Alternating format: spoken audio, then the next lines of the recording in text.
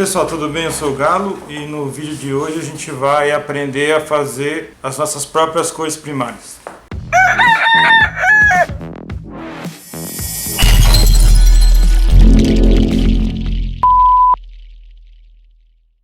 Bom, no vídeo anterior eu falei um pouco sobre cor primária e nesse vídeo aqui a gente vai colocar em prática uma parte daquilo que foi falado, né? Para quem não assistiu o vídeo anterior, dá uma olhada no vídeo sobre teoria das cores e aí depois volta aqui nesse vídeo que acho que vai ficar mais fácil de entender. Beleza? Então vamos lá. O que vocês vão precisar para fazer as suas cores? Corantes líquidos, o esmalte à base de água e garrafas PETs, que é onde a gente vai guardar essa tinta. A receita para fazer a cor vermelha, o vermelho primário, né? É o seguinte: 4 bisnagas de cor vermelha e uma bisnaga de cor amarela. E preenche o restante com a tinta branca.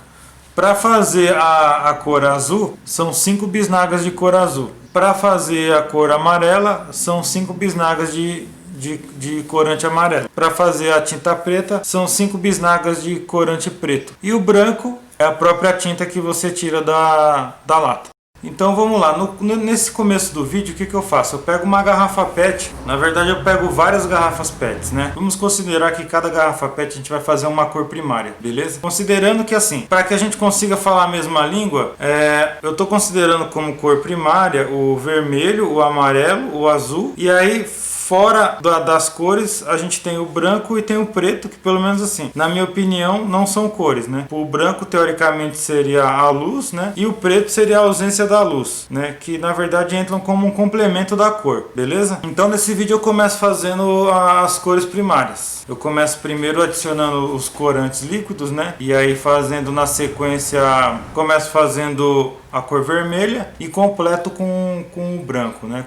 Com a tinta esmalte branca. Por que eu escolhi a esmalte à base de água? Porque é a tinta que eu costumo usar. O esmalte à base de água, desde quando eu comecei a fazer grafite, é a tinta que eu acredito que tem o melhor acabamento, né? No trabalho final, bem melhor do que o látex. Até porque o esmalte à base de água, ele foi projetado para pintar madeira, para pintar metais, né? Mas eu acabo usando ele para a parede por conta dessa condição particular dele, de conferir um semibrilho assim, e é uma tinta que tem um acabamento muito melhor do que o látex. Esse padrão de receita de cor vocês também podem usar com látex, só que de repente pode acontecer o quê? Pode haver uma variação da cor em função da tinta, mas por outro lado é interessante fazer um teste para vocês verem, para ver qual que vai ser essa mudança. Então eu começo fazendo o que? O vermelho, né? Na garrafa PET de 510. Por que 5 bisnagas? Porque cada bisnaga tem 50 ml. Se a gente multiplicar por 5 dá 250 ml, que é equivalente a meio que metade do volume da garrafa. É importante quando fizer a cor, a gente não exceder essa metade do volume da garrafa. Por quê? Porque o corante, como o próprio nome diz, ele só vai dar a cor, ele não tem a carga da tinta. A carga da tinta que vai segurar o pigmento é dado pela cor branca, que nesse caso eu consigo com o esmalte à base de água. E em nenhum momento eu estou colocando água na tinta. Como vocês percebem, a tinta ela é bastante grossa, ela é bastante espessa, né? Eu não coloco água na tinta, até para eu conseguir ter uma cobertura boa na hora que eu estiver pintando, né?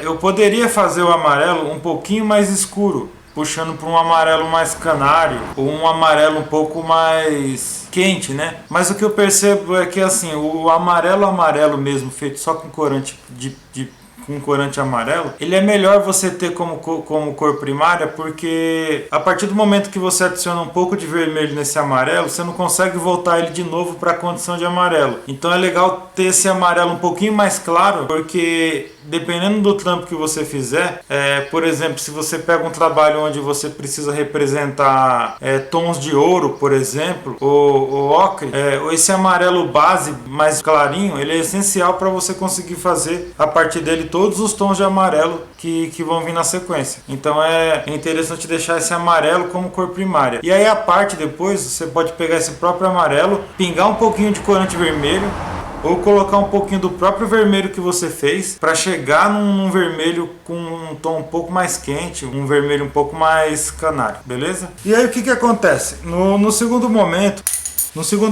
eu criei uma folha com um círculo das cores para a gente conseguir, a partir dessas 3 cores primárias do branco e do preto, fazer ao redor de 30 cores mais ou menos. Então eu criei essa folha aqui, né? E aí a gente vai ver no vídeo a sequência como que foi. Como vocês podem ver aí no vídeo, eu comecei primeiro pelas cores primárias. O amarelo, o vermelho e o azul. E aí eu fui misturando de par em par as cores primárias para obter as cores secundárias, né? Que são o laranja, o verde e o roxo, né? Ou violeta. E aí, misturando as cores secundárias, né, de par em par, a gente conseguiu as terciárias. Qual que foi o meu parâmetro para conseguir fazer esse padrão de cor? Eu peguei uma seringa, né, daquelas de injeção e tentei sempre diluir, sempre usar proporções iguais de cor. Por exemplo, se eu pegar 1 ml de amarelo, eu misturo com 1 ml de vermelho para dar um laranja, por exemplo. Só que o que eu percebi é que assim, essa mesma mistura com cores escuras, como o preto, por exemplo, a gente não pode considerar, para efeito de mistura, essa proporção de 1 para 1. Então, quando vocês fizerem esse experimento na casa de vocês, quando uma das cores que você for misturar for muito mais escura que a outra, em vez de você colocar a proporção de 1 para 1 na mistura, coloca a proporção de 1 para a cor mais clara e a proporção de meio para a cor mais escura, beleza? Que aí eu acredito que vocês vão ter um contraste melhor um pouco na hora de fazer a cor. E aí, o que acontece nessa tabela? Nesse círculo maior, a gente tem as cores primárias, as cores secundárias e as cores terciárias. No círculo de baixo, eu fui preenchendo as cores primárias, as cores secundárias, as cores terciárias e fui fazendo uma experiência de adicionar o branco e o preto em cada cor que eu criava. Lembrando que assim, quando você, por exemplo, for adicionar o branco, por exemplo, no amarelo primário, é conveniente usar 2 vezes mais branco do que a cor original. Por exemplo, eu pego numa seringa 1 ml de amarelo e jogo 2 ml de branco. Quando for para jogar o preto, seria interessante de repente colocar 2 ml de amarelo e meio ml de preto, por exemplo. Porque o preto ele tem uma característica importante. O preto ele tira o brilho da cor na hora de adicionar, na hora de fazer essa mistura. Assim como o branco, ele também tira o brilho da cor também.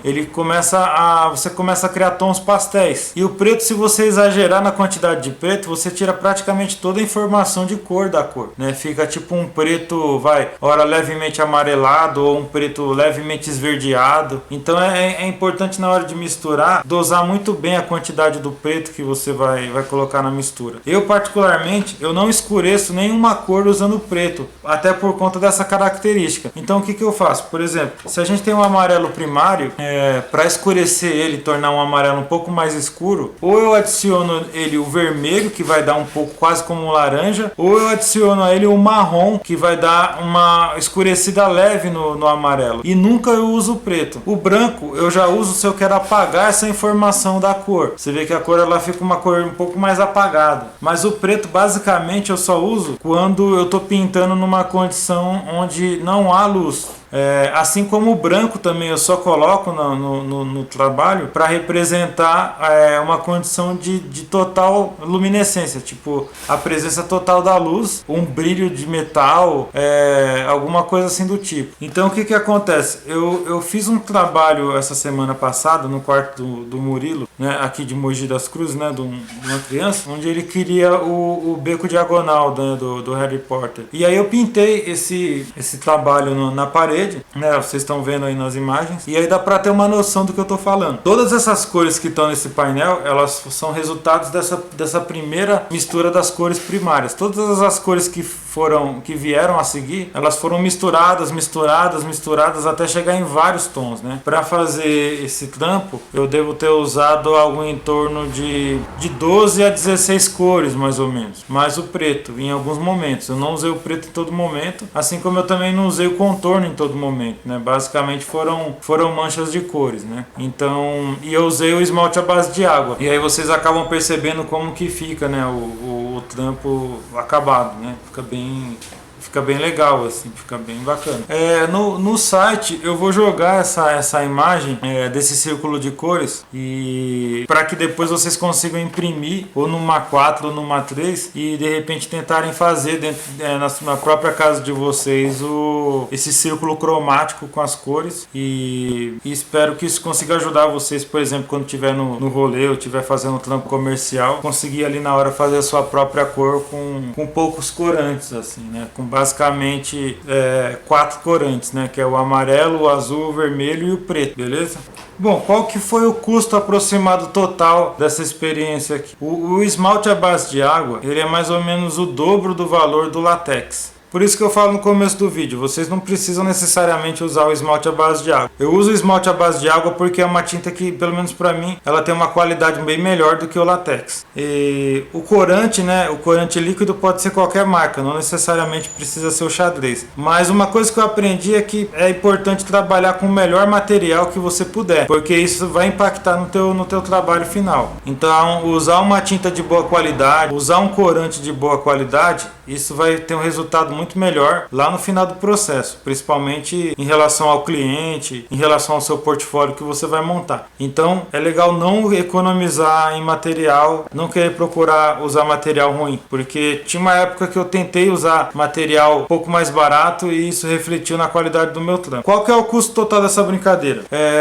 Partindo do princípio que a gente está em setembro, né, de 2020, né? Hoje uma lata de esmalte à base de água custa ao redor de R$90 e um corante líquido está custando mais ou menos na faixa de R$3,80. Para fazer essa experiência, se a gente colocar na ponta do lápis, o valor total, o custo total deu R$166. Se a gente dividir pela quantidade de garrafas que a gente consegue fazer de tinta, isso considerando branco, preto e as coloridas, vai sair um custo por garrafa de mais ou menos R$18, que é um custo quase que equivalente ao spray. Só que a tinta líquida e a tinta esmalte à base de água, ela tem um rendimento muito bom. Se você souber cobrar um preço bacana pelo teu trabalho, praticamente no primeiro trabalho que você pegar usando esmalte à base de água, você já vai cobrir todo esse custo que você teve. Bom, o vídeo de hoje foi esse, espero que tenha ajudado de alguma forma.